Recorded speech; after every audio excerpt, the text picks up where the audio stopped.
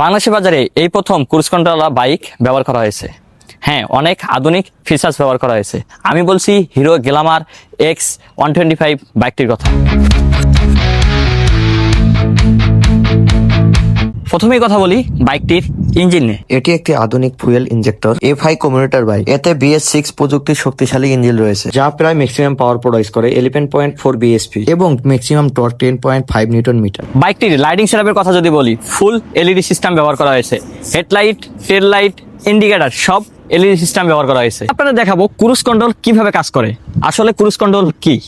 Cruise control on করতে গেলে অবশ্যই আপনাকে 30 স্পিডের উপরে গিয়ে সুইচ অন করতে হবে। অন করার পরে মিটারে আপনি দেখতে পারবেন অন হয়ে গেছে। অন হওয়ার পরে আপনি যদি ক্লাচ বা ব্রেক চাপ দেন তাহলে অটোমেটিকলি আপনার ক্রুজ কন্ট্রোল অফ হয়ে যাবে। আসলে ক্রুজ কন্ট্রোল ঢাকা সিটির জন্য না, আপনি যখন হাইওয়েতে রাইড করবেন ওই সময় থ্রোটলকে নির্দিষ্ট স্পিডে লক করে রাখা যায়। যাই হোক, আপনারা নিশ্চয়ই বুঝতে পেরেছেন ক্রুজ কন্ট্রোলের কাজ কি। বাইকটির ফ্রন্টে ব্যবহার করা হয়েছে 80-100 এবং রেয়ারে ব্যবহার করা হয়েছে 180 সেকশনের টায়ার। এই বাইকে আরো একটি ফিচার্স অ্যাড করা হয়েছে, সেটি হচ্ছে i3s হচ্ছে আপনি যখন জ্যামের ভিতরে পড়বেন শুধু বাইকটি নিউট্রন করবেন, অটোমেটিকলি 3 সেকেন্ড পরে অফ হয়ে যাবে। স্টার্ট অফ হওয়ার পরে সেলফ বা কিক কোনো কিছু দিতে হবে না, জাস্ট ক্লাচটা এইভাবে চাপ দিব, স্টার্ট হয়ে যাবে। চাপ দিব, স্টার্ট হয়ে গেছে।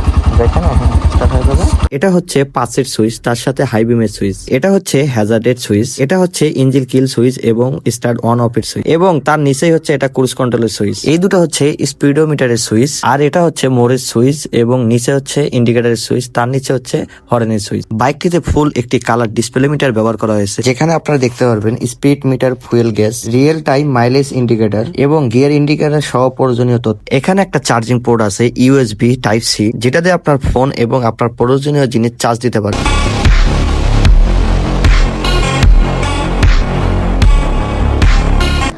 বাইকটির সামনে ব্রেকিং সিস্টেম হিসেবে ব্যবহার করা হয়েছে ABS ব্রেক, পিছনে ব্যবহার করা হয়েছে ড্রাম ব্রেক। এই বাইকটিতে CBS ব্রেকিং সিস্টেম আছে, কিন্তু যেটাকে বলে কম্বাইন ব্রেকিং সিস্টেম। এই বাইকটি সিটি রাইডের জন্য বেস্ট একটা বাইক, কারণ এই বাইকটিতে 3টি মুড আছে। একটি হচ্ছে রোড মুড, একটি হচ্ছে ইকো মুড, একটি হচ্ছে পাওয়ার মুড। আপনি যদি তেল সাশ্রয় এবং মাইলেজ বেশি পেতে চান তাহলে আপনাকে ইকো মুডে চালাতে হবে, আর যদি একটু বাইকটি আপনি স্পিডে চালাতে চান তাহলে আপনাকে পাওয়ার মুডে বাইকটি চালাতে হবে। এখন এটা যদি আমি রাইডিং ফিলের কথা বলি তাহলে আমার কাছে ভালো লাগতেছে। সবচেয়ে মজার বিষয় হচ্ছে এটার হ্যান্ডলিং পজিশনটা আমার কাছে খুব ভালো লাগে। মনে হয় না যে 125 সেগমেন্টে একটা বাইক চালাচ্ছি। এন্ড সাসপেনশন ফিডব্যাকের কথা যদি বলি, আমার কাছে ভালোই লাগতেছে। এখন বলি এই বাইকটি কাদের জন্য। কম বাজেটের মধ্যে স্পোর্টসি একটা লুকস, আধুনিক ফিউচার্স, ভালো মাইলেজ, তাদের জন্য হতে পারে এটা বেস্ট বাইক।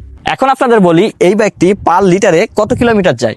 কোম্পানি ক্লেম করতেছে 60 থেকে 65 কিলোমিটার পার লিটার রান করা যায়। আপনারা মনে করতেছেন এত ফিচার সম্পূর্ণ একটা বাইকের প্রাইস অনেক হাই হবে, আসলে তা না। কোম্পানি এই বাইকটির প্রাইস নির্ধারণ করেছে 1,66,000 টাকা। তো আজকের ভিডিও এই পর্যন্তই। ভালো থাকবেন, সুস্থ থাকবেন। ভিডিওটি ভালো লাগলে অবশ্যই লাইক, কমেন্ট এবং সাবস্ক্রাইব করবেন। Safe ride, long life.